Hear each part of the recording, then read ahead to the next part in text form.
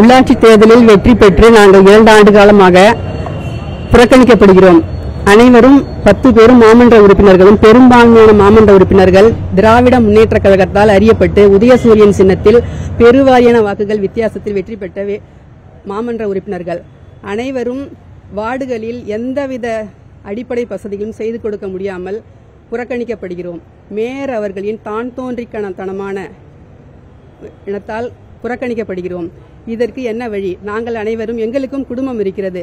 இதேபோல் ஒவ்வொரு முறையும் இதை முதலமைச்சர் அவர்களுக்கும் இளைஞர் விளையாட்டுத்துறை அமைச்சர் அவர்களுக்கும் வேளாண் துறை அமைச்சர் அவர்களுக்கும் இதை தெரியப்படுத்தும்படி கேட்டுக்கொள்கிறோம். இதே முறை நீடித்தால் நாங்கள் மாமன்ற உறுப்பினர் பதவியிலிருந்து ராஜினாமா செய்ய உள்ளோம் என்பதை தெரிவித்துக் கொள்கிறோம். 31ஆம் தேதி நாங்கள் உண்ணாவிரதம் இருக்க முடிவு செய்துள்ளோம். நாங்கள் 50 ஆண்டு கால பாரம்பரியமிக்க அரசியல் குடும்பத்திலிருந்து வந்தவர்கள். ஒவ்வொருவரும் 4 முறை மாமன்ற உறுப்பினர், 5 முறை மாமன்ற உறுப்பினர். எனது தாத்தா VS லட்சுமணன் அவர்கள் நகரமன்ற தலைவராக இருந்தவர், துணைத் தலைவராக இருந்தவர். எனது கணவர் 4 முறை மாமன்ற உறுப்பினராக இருந்தவர். அப்படிப்பட்ட குடும்பத்தில் வந்தவர்களுக்கு வசதி இல்லையா? தலைமை இதை கவனிக்குமா? இதற்கு ஒரு முடிவு தரும்படி கேட்டுக்கொள்கிறேன். நான் கடலூர் துறைமுக பகுதியின் 41வது வார்டு மாமன்ற உறுப்பினர், 3வது முறையாக திராவிட முன்னேற்ற கழகத்தின் மாமன்ற உறுப்பினர். என் பெயர் தமிழ் அரசன். கடந்த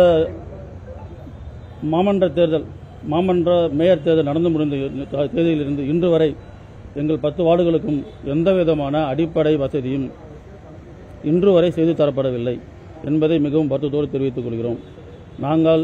எங்களால் முடிந்த அளவிற்கு தலைமையிடம் பலமுறை முறையிட்டும், சம்பந்தப்பட்ட துறை அமைச்சரிடம் பலமுறை முறையிட்டும் இதுவரைக்கும் எந்தவிதமான பலனும் எங்களுக்கு ஏற்படவில்லை. ஆதலால் நாங்கள் அனைவரும் ஒன்றிணைந்து கூடி பேசி 31/1/2024 காந்தி சிலை முன்பு, மாநகராட்சிக்கு உட்பட்ட காந்தி சிலை முன்பு அடையாள உண்ணாவிரதம் இருப்பதாக முடிவு செய்துள்ளோம். அன்றைய தினம் எங்களுக்கு சரியான பதில் கிடைக்கவில்லை எனில் எங்களிடம் உள்ள அனைத்து அடையாள அட்டைகளும், ரேஷன் கார்டு உட்பட அடையாள அட்டைகள் அனைத்து உட்படும் அரசாங்கத்திடம் ஒப்படைக்க வேண்டும் என்று நாங்கள் தலைமையிடம் தெரிவித்துக் கொள்கிறோம். செய்திகளை உடனுக்குடனும் துல்லியமாகவும் தெரிந்து கொள்ள சப்ஸ்கிரைப் பண்ணுங்க.